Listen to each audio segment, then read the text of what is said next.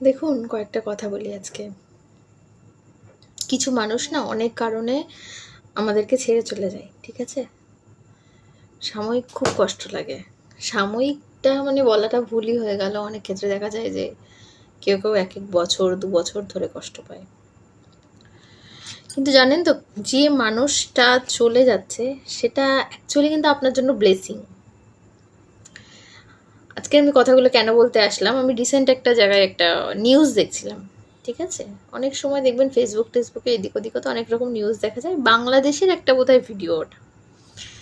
তো একটা ছেলে, সে রাস্তার উপর বসে রয়েছে, ঠিক আছে? সে কিন্তু পাগল না, কিন্তু পাগলের মতনই রয়েছে, পাগল না কিন্তু। তো তাকে যখন জিজ্ঞাসা করেছে, তা সে দেখলাম ছেলেটা বলছে যে আমার মেয়েদের প্রতি ঘৃণা এসে গেছে। কেন না, তার যে গার্লফ্রেন্ড ছিল সে ওই ছেলেটারই একটা বন্ধুকে বিয়ে করেছে। তো ছেলেটা কোথায় বসে আছে? রাস্তায়। সে কোনো কাজ করে না, পাগলের মতো রাস্তায় রাস্তায় ঘুরে বেড়ায়। তা আমি একটা কথা বলি, যে সে যে চলে গেল, সে তার লাইফটা কিন্তু বাঁচছে, তার জীবনটাকে সে তার সাথে ভালোভাবে কাটাচ্ছে, ঠিক আছে? তাই এতে কিন্তু আপনি কোথায় গেলেন? আপনি রাস্তায় পড়ে থাকলেন। প্রয়োজন ছিল? ছিল না।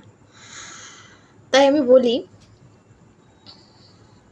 আপনি কষ্ট পেয়েছেন, ঠিক আছে, কিন্তু ওই যে মানুষটা যে আপনাকে চিট করেছে তার সঙ্গে আপনি থাকলেও কি আপনি সুখে থাকতেন? সে আপনার কাছে যদি থাকতো তাহলে কি আপনি ভালো থাকতে পারতেন? পারতেন না। আপনার কিন্তু সারা জীবন ওকে নিয়ে একটা ভয় কাজ করতো। এই বোধহয় চিট করবে, এই বোধহয় ছেড়ে চলে যাবে, এই ওভাবে জীবন কাটে না। কেমন?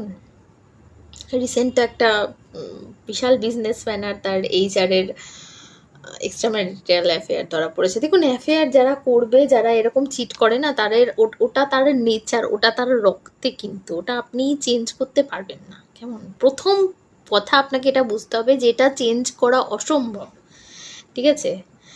তো আপনি কি করবেন? তা সে চলে গেছে বলে আপনি রাস্তায় বসে আছেন, তাতে কি লাভ হলো? আমি জানি না আমার এই ভিডিওটা আপনার অব্দি পৌঁছাবেও কিনা, হয়তো পৌঁছাবে না। কিন্তু আপনার ভিডিওটা দেখে আমার খুব খারাপ লেগেছে। একটা মেয়ের জন্য আপনি আজকে বছরের পর বছর যে রাস্তায় বসে আছেন, কেউ তো পাগলও হয়ে যায়। তো আপনার লাইফটা কিভাবে নষ্ট হচ্ছে? আজকে আপনার বাবা-মা এত কষ্ট করে আপনাকে পৃথিবীতে এনেছে, আপনার মা বিশেষ করে এত কষ্ট করেছে আপনার জন্য। কেন শুধুই একটা মেয়ের জন্য আপনি মন খারাপ করে রাস্তায় বসে থাকবেন? এইভাবেই জীবনটা কাটিয়ে দেবেন?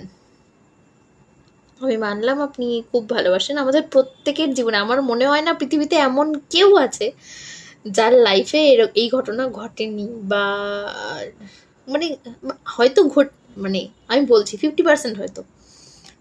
কারণ 50% এর হয়তো খুব ভালো লাইফ। আমি তো মনে করি তাদের থেকে বড় লাকি আর কেউ নয়। যদি আপনার সাথে এরকম হয়ে থাকে যে আপনি যার সাথে থেকেছেন তার সাথেই আপনি সারা জীবন থাকতে পারছেন, এটা তো ভীষণ লাকি। কিন্তু জানেন তো, যাদের হয়নি তাহলে তারা কি সব এরকম আপনার মতো রাস্তায় বসে থাকবে? এটা তো হয় না।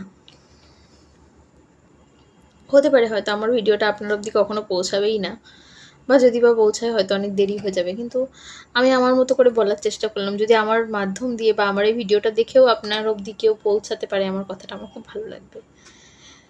জীবনটা ওখানেই শেষ নয়, কেমন?